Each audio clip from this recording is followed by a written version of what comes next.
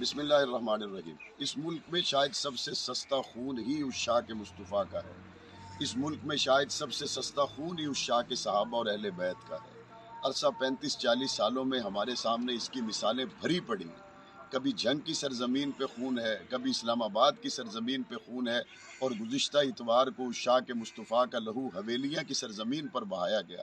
اس سے پہلے اسی جماعت کی جس کی خیبر پختونخوا میں حکمرانی ہے، اسی جماعت کی حکمرانی میں مسجد رحمت للعالمین کے سامنے اس شاہ کے مصطفیٰ کا خون بہایا گیا، اور ظلم یہ ہے کہ اس کو مسلکی رنگ دینے کی کوشش کی جا رہی ہے۔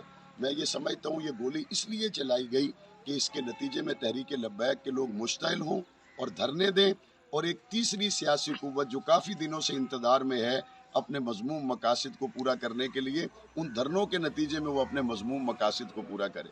یہاں پر ہونے والے اس ظلم کی جتنی مذمت کی جائے کم ہے، اور اس کے ساتھ ساتھ میں خراج تحسین پیش کرتا ہوں تحریک لبیک پاکستان کی قیادت کو، جنہوں نے اپنے زخموں کو سیا لیکن اس ملک کی امن اور سلامتی کی صورتحال کو خراب نہیں ہونے دیا۔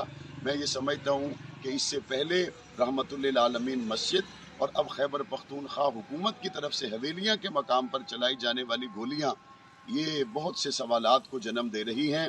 اہل و سنت میں ناموس رسالت، ناموس صحابہ و اہل بیت پر کل بھی کوئی اختلاف نہیں تھا، آج بھی کوئی اختلاف نہیں ہے، اور مسئلے کی ہوا دینے والوں کو انشاءاللہ میں پنجاب اسمبلی میں بھی جواب دوں گا، اور لبیک کے شہداء کے ساتھ ہماری ہمدردیاں ہیں، اور لبیک کے جو زخمی ہونے والے لوگ ہیں ان کی بیمار پرسی کے لیے بھی میں حاضر ہوں گا۔